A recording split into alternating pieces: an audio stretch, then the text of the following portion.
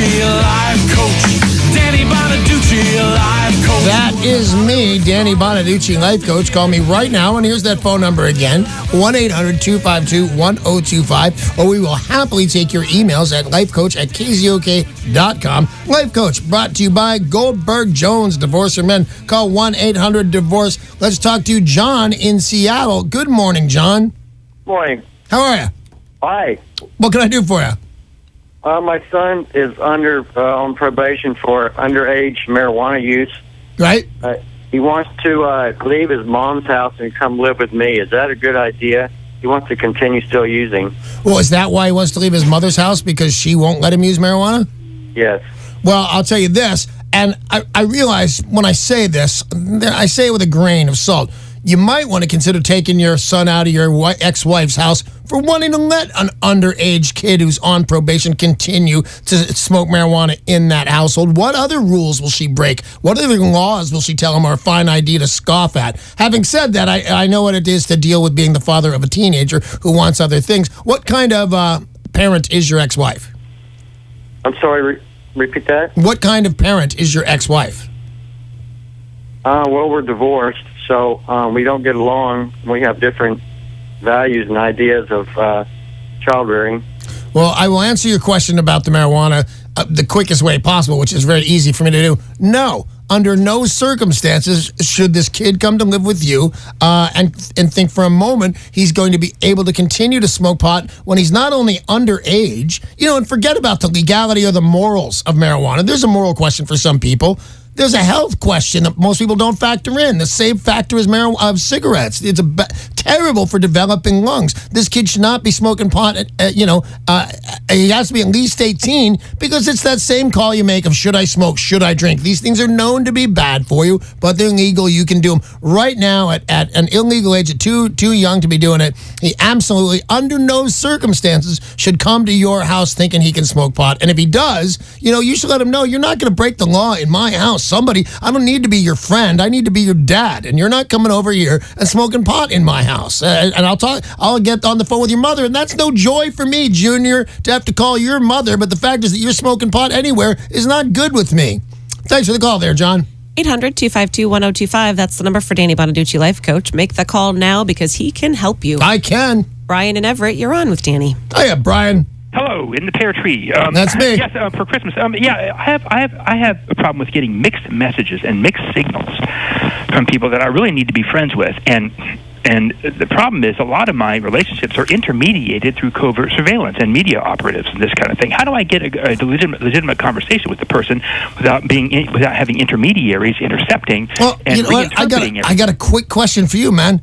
Are you a lunatic? Because sometimes we get lunatics, and you think you're being spied on, you think you're doing stuff like that. Are you a normal human being that just has slipped a digit somewhere and now has gone quite and completely crazy? No. Okay, it's like, well, there are situations in which the government does take extra legal measures for informational security. Yes, they do. I know that to be true. This is what's happening, not for reasons of danger. Things from it's not correct, it's altered, and this kind of thing. But I need to talk to someone specifically to work things out because we have to.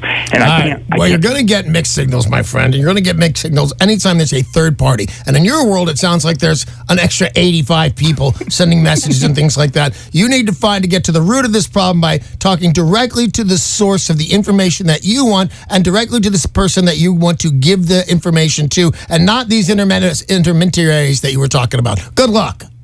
That's the best I could do, man. Man, I didn't want to let him go. I know, but I realize I'm having a lot of fun, but it's at the expense of other people listening in their cars going, what? 800-252-1025. Danny Bonaduce, life coach. He can help you with any kind of problem you have. And remember, call yourself Steve or Becky if you want to hide your identity. That is completely fine. Bob in Auburn, you are the next caller for Danny Bonaduce, life coach. Bob in Auburn. Hey, good morning, Danny. How you doing? I'm doing great. What's up, man? Kind of a fight with my wife this morning about a Christmas present I got her. I didn't understand why I bought her this jewelry. Apparently, it's not good enough. That's one of those arguments that starts with, we've been married 20 years. Right. And this is what you got me? Wow, that's, boy. As in, you should know better if you've been married for 20 years. She doesn't like the gift. Well, I got that she doesn't like the gift, but if they've also been married 20 years, what would make Bob think she'd like the gift? He should know her pretty well by now. Bob, how did this go awry? So you give her this gift, a little piece of jewelry, correct? Yes, sir. And you think, in your mind, she's going to like this. Yes, sir. And did she feel when she got it that you should have known she wouldn't like it? Yes, sir. All right, to be honest with you, I'm a little bit upset with your wife. It's not just the thought that counts, because that, you can say that a bunch of different ways. But Bob, you went out of your way to get this woman a present.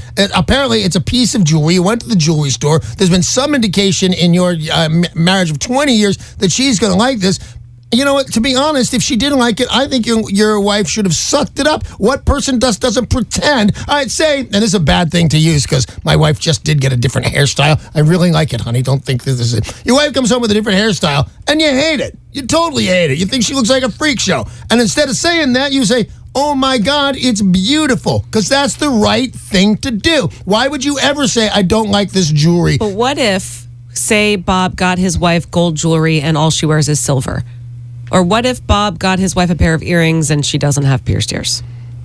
You know what? It still doesn't. That doesn't negate the fact that he got it. I understand that because I used to wear all that silver crap, like pirate jewelry. And I guessed if somebody got me gold, I'd have gone back to the jewelry store. No, I hate it, man. He went out and got her jewelry, and she was an ingrate. And Bob, your wife should have, after 20 years, known that you're trying your best. You're a guy. All guys are sort of stupid when it comes to presents and love and marriage. We're a bit of clumsy oaks. So I'm saying this. The wife should have sucked it up and said, I love it, honey, and I love you. That's what I would have done. Thanks there, Bob. So if Amy didn't like a present that you got her, she should pretend she does? Yeah, absolutely. And then she should replace it. I'll never notice. I'm a guy. Yep. Say I gave her a bracelet and it vanishes. I'm never going to know. You're not going to say, why aren't you wearing that beautiful orange bracelet I bought you? No, I don't. Not a couple of years down the road. She might have to muscle it out for a couple of years. 800. And by the way, honey, I really do love your hair. 800-252-1025. If you've got a question, the life coach can help you. I can. And you can also email lifecoach@KZOK.com. Angela in University Place has sent an email to the life coach. My husband's first wife really wants to be part of his life. My problem with this is she's still in love with him. My husband is a very nice guy who doesn't like to make waves, but they don't have any kids together, and I'm uncomfortable with him spending any time with her. I trust him, but I don't trust her. Am I right, or am I being paranoid? Wow, if that's your whole question, that's an easy one. Of course you're right. I thought they got a couple of kids involved, so they have to stay in each other's life. This woman has no right in your husband. Hear me out. Your husband's life. She's gone. You can trust your husband all day, but you need to say that to him. And here's the thing, and I have done this for real, not just to win an argument, but the thing you say is, I do trust you. It just hurts my feelings, and that should be enough. If I say, I don't want you to see her, and you say, well, I don't see the reason not to see her. The reason is it hurts you, and that's good enough. Your feelings win out every single time. And by the way, I don't like this crazy ex-wife of your husband's. She's no good and up to something, and she's going to cause you problems if she can. You need to cut that off with the pass. Yeah, why would you be friends with your ex? You should be. I'm certainly not friends with mine. That's true. Yeah, I mean, you got to be civil for kids, that's one thing, but no kids involved. Cut the cord. 800-252-1025. Call that number now with your questions for the life coach. Caleb in St. Louis has sent an email. One of my favorite names, Caleb. That's a nice name. He says, my choir teacher is pretty much controlling my life and the lives of my classmates. He's making us practice on every snow day and even on early dismissal days when we would like to be studying for exams. What should I do to tell him to stop?